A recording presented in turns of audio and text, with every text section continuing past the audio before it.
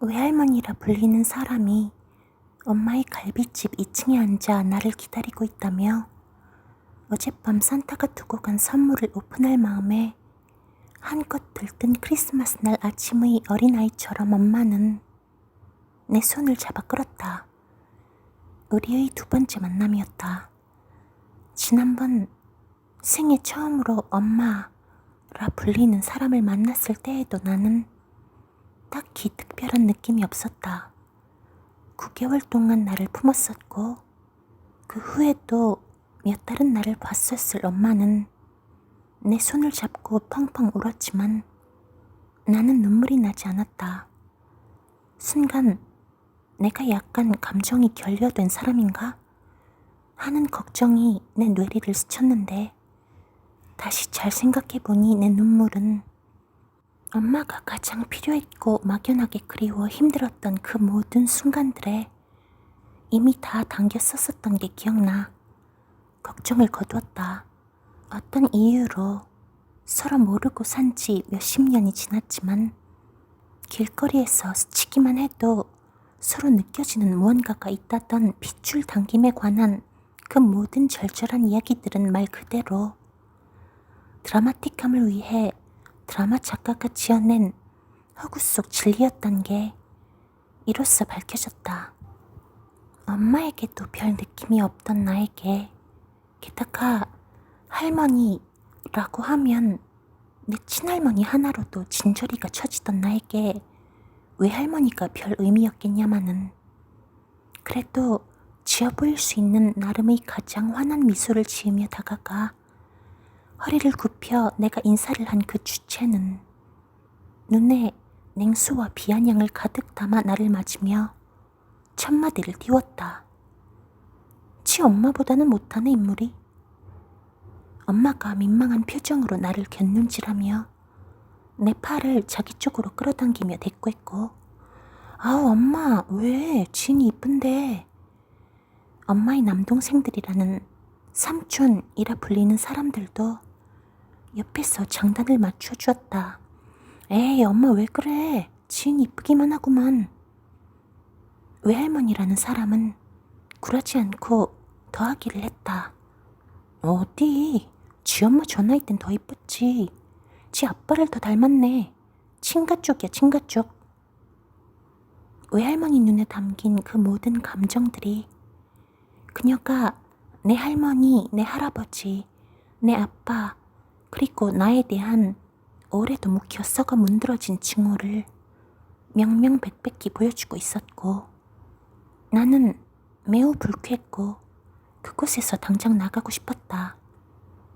본인 아들이 탤런트 김영철을 닮았다며 자랑하고 다니던 내 할머니에게 크게 반박하고 싶은 마음이 생기지 않았던 걸 생각해보면 내 아빠가 내 외모 유전자의 절반을 망쳐놓았을 정도로 못생긴 건 아닌 게 분명한데 말을 저렇게 하는 외할머니가 웃기지도 않는다 생각 들었고 평소엔 아빠를 그렇게 벌레 보듯 싫어하면서 이럴 땐 또 지 아빠 욕했다고 기분이 나쁜 나는 더 웃기지도 않았다. 내 팔은 이럴 때 안으로 굽는구나 깨달았고 뭐가 어찌 되었든 나은 정보다는 기른 정. 아니 아빠는 나를 기른 적이 없으니 적어도 가끔씩은 내 눈에 띄는 곳에 있었던 정이 더 강력하다는 나에겐 뜬소문 같았던 그 문장이 실은 이렇게 사실이었다는 걸 확인했다.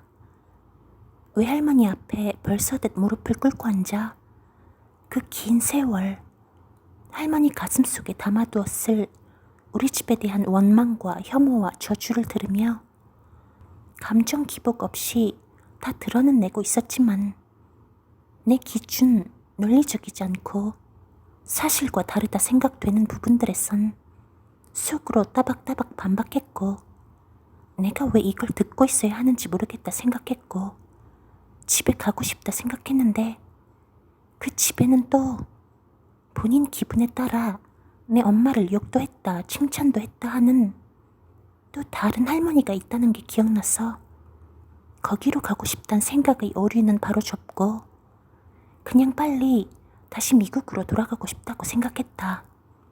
할머님 따님이 결혼 허락 받겠다고 저희 아빠랑 혼전 임신 동의하신 거잖아요. 강간당하신 거 아니잖아요. 저희 할아버지가 결혼 허락 안 해주신 대가로 당시로선 큰돈 주셨다 들었고 그 중잣돈으로 광화문에 이 2층짜리 갈비집도 차리셨다 들었어요. 저희 아빠도 잘못하셨고 저희 할아버지도 잘못하셨고 따님 말씀에 따르면 저희 아빠 몰래 따님 구박하셨다는 저희 할머니도 잘못하셨지만 잘 사시다 아버지 사업이 망해 기운 갓에 일으킨다고 별로 사랑하지도 않는 저희 아빠랑 결혼하시려던 따님도 잘못하신 거잖아요. 따님을 그렇게 교육시키신 할머님도 잘못하셨고요. 적어도 저희 아빠는 따님을 진심으로 사랑하신 것 같더라고요. 아직까지 못 잊고 저렇게 방황하며 사는 걸 보면요. 저도 어른들이 그 모든 잘못된 선택들의 피해자일 뿐인데 저한테 이러시면 안 되시는 거 아니신가요? 어른으로서 만약 이런 내 마음의 소리를 듣는다면 또 이러겠지. 어머 쟤 말하는 것 좀 들어봐. 지 아빠 편이네 완전. 하긴 그 피가 어디 가겠어. 내 딸만 억울하고 불쌍하게 됐어. 아이고. 인간 심리 참 웃기는 게 싫음에도 순위가 있더라. 난 내 할머니 우리 집이 제일 싫은 줄 알았는데 여기에 와 이런 봉변을 당하고 보니 갑자기 아빠한테 전화해서 할머니 집으로 데려다 달라 하고 싶더라. 그 집에선 적어도 성적만 잘 받아오고 시키는 대로만 군소리 없이 다 하면 내가 최고라고 해줬거든. 내 할머니는 본인 위신 세워주는 사람이라면 성별이나 한 달이 건너임에 관계없이 무조건 최고로 최우선으로 쳐주었는데 내가 왜 여기에서 해준 거 없이 이딴 취급을 받고 있어야 하는지 알 수가 없었다. 한마디로 니네 아빠가 내 금쪽 같은 외동딸 임신시키고 니네 할아버지 할머니가 그럼에도 결혼 허락 안 해주고 니가 내 딸 인생 망친 집은 핏줄이지. 그거였는데 이해심이나 공감 능력이 부족한 편이 아닌 내가 아무리 생각해보아도 그걸 왜 나한테 그러는지 도저히 모르겠었고 현실에선 가만히 듣고 있었지만 속으론 나 역시 할 말이 많았다. 저기 외할머니 죄송한데 저는요 유아원 선생님이 애가 맨날 혼자 논다며 구석에 서서 물끄러미 다른 아이들을 보고만 있는 게 걱정스러워 할머니에게 찍어 보냈다는 사진 속 아기 김지은이 옆동에 살던 같은 반 친구 민지 엄마가 아침마다 민지 머리 묶어주는 게 너무너무 부러워 매일 30분씩 일찍 일어나 등교 전 민지네로가 민지 아침 먹이고 머리 묶어주는 민지 엄마 보는 게 국딩 삶의 낙이었던 김지은이 맨날 본인 허세 채워주고 신세 한탄 들어주라고 친구들과는 놀지도 못하게 해 학창시절 학교 외에선 만들어 놓은 추억 하나 없는 애늙은이 김지은이 나는 제일 불쌍해. 그래서 당신들 투정 들어줄 여유가 내 안엔 없어. 할머니도 할아버지도 아빠도 엄마도 이야기 하나하나 들어보면 하나같이 다들 불쌍해. 그렇지만 그들의 고통은 모두 본인들이 선택해서 기인한 것들이었어. 반면 나의 고통은 나는 잘못한 것 하나 없이 어른들이 수많은 잘못된 선택들 사이에서 생겨난 결과물로서 아무런 인과관계도 없는 벌을 억울하게 받았어. 그렇다면 양심을 좀 가져. 투정 부리지 마. 땡깡 부리지 마. 어른이면 어른답게 본인 선택에 대한 온전한 책임을 져. 내 할머니의 정 떨어지는 표현을 빌리자면 넌 성적 제대로 받아오지 않으면 나에게 아무 의미도 없어. 엄마는 내 힘들었던 어린 시절 이야기들 들어주고 보듬어주고 위로해주지 않을 거면 나에겐 아무 의미도 없어.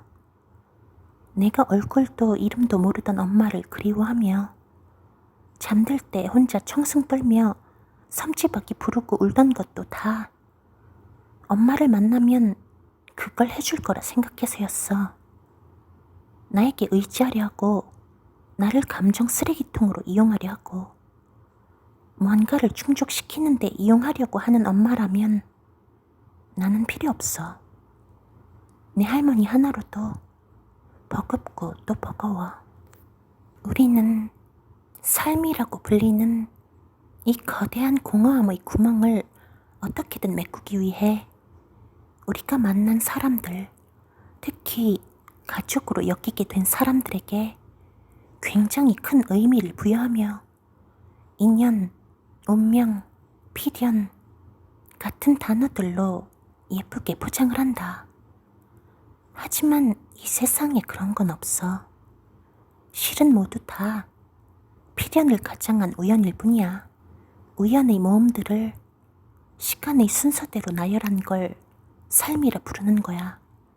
내 엄마 아빠의 난자와 정자가 결합할 수 있는 그 수많은 경우의 수들 중 하필 내가 걸린 건 순전히 우연이었어.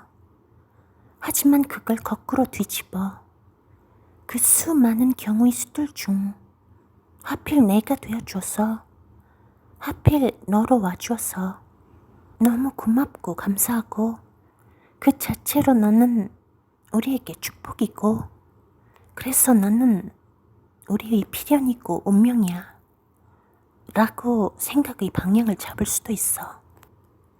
그게 되는 사람들만 사는 세상이면 좋겠다. 내가 느끼고 생각하는 사랑이라는 허상이 아무리 허상이라 해도 그래도 그게 너하고였어서 다행이고 축복이고 감사했다. 너였어서 너였기에 의미가 있었다 하고 말해주는 사람들만 사는 세상이면 좋겠다. 그렇지 못하면 우린 모두 그저 생물학적 본능에 충실한 짝짓기하고 말초신경 충족시키고 편의에 따라 한 집에 살고 꾸역꾸역 시간을 연명하다 세포가 다 되어 소멸하는 고기 덩어리 한낱 세포 덩어리일 뿐이 아닌가.